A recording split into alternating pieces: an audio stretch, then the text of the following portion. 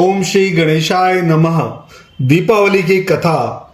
एक समय धर्मपुत्र युधिष्ठिर जी ने हाथ जोड़कर भगवान श्री कृष्ण से विनय की कि भगवान कृपा कर आप हमें कोई ऐसा उपाय बताएं जिससे हमारा नष्ट राज्य पुनः प्राप्त हो तथा राज्य लक्ष्मी प्राप्त हो। श्री भगवान बोले, हे राजन, जब दैत्यराज बलि राज्य किया करते थे तब राज्य की सारी प्रजा सुखी थी और मेरा भी वह प्रिय भक्त था। एक बार उसने 100 अश्वमेध यज्ञ करने की प्रतिज्ञा की।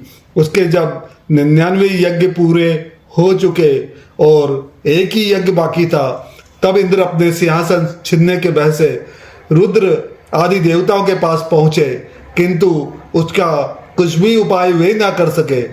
तब सब देवता इंद्र को साथ लेकर क्षीर सागर में विष्णु भगवान के पास गए। वह पुरुष सूक्त आदि वेद मंत्रों से भगवान की स्तुति की। भगवान प्रकट हुए और उनके सम्मुख इंद्र ने अपना दुख सुनाया। भगवान बोले, इंद्र तुम घबराओ नहीं, मैं तुम्हारे इस भय का अंत कर दूंगा। यह कहकर उन्हें अपने धाम में भेज दिया तथा स्वयं भगवान वामन का अवतार धारण करके 100वें यज्ञ में राजा बलि के यहाँ पहुंचे। राजा से उन्होंने 3 पैर पृथ्वी का दान मांगा और दान संकल्प हाथ में लेकर भगवान ने एक पांव से सारी पृथ्वी नाप ली, दूसरे पांव से अंतरिक्ष और तीसरा चरण उसके सिर पर धारण किया। इतना होने पर श्री वामन देव जी ने राजा से वर मांगने को कहा। वर में राजा ने कहा, कार्तिक के कृष्ण पक्ष की त्रयोदशी, चतुर्दशी एवं अमावस्या 3 दिन इस धरती पर मेरा शासन रहे। इन दिनों में सारी जनता दीपदान, दीपावली पूजा आदि करके उत्सव मनावे तथा लक्ष्मी का पूजन हो, लक्ष्मी का निवास हो। ऐसा न करने वाले पर लक्ष्मी क्रुद्ध हो जाए। इस प्रकार वर मांगने पर विष्णु भगवान ने कहा कि राजन, ये वर हमने दिया। इस दिन लक्ष्मी पूजन करने वालों के घर लक्ष्मी का निवास होगा और अंत में मेरे धाम को प्राप्त होगा। यह कहकर भगवान ने राजा बलि को पाताल लोक का राज्य देकर पाताल भेजा और इंद्र का भय दूर किया।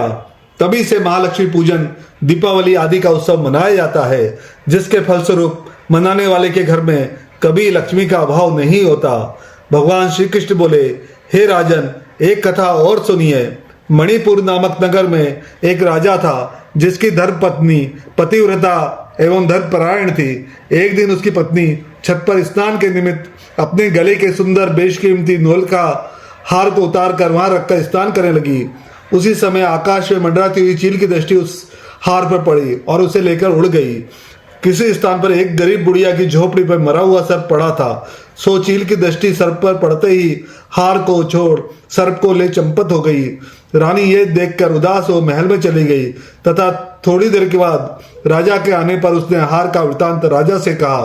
राजा ने उसे विश्वास दिलाया कि हार अवश्य मिल जाएगा। यह कहकर राजा अपनी सभा में पहुंचा और ढिंडोरे वाले को बुलाकर सारे नगर में ढिंडोरा पिटवा दिया कि जो रानी का हार ला कर देगा वो मनचाहा वरदान पाएगा। दूसरे दिन एक वृद्धा हार लेकर राजा के पास पहुंची और राजा को वो हार दे दिया। राजा ने वरदान मांगने के लिए कहा। उसने यह मांगा, आज से 8वें दिन महालक्ष्मी पूजन एवं दीपावली है। उस दिन नगर भर में कोई दीपावली एवं महालक्ष्मी पूजन ना करे, ये सब मैं ही करूंगी। इसके लिए तेल, बत्ती, दीपक आदि सब मेरे घर में भिजवा दें। राजा आश्चर्य में आके पूछने लगा, इस नाम से तुम्हें क्या लाभ हुआ?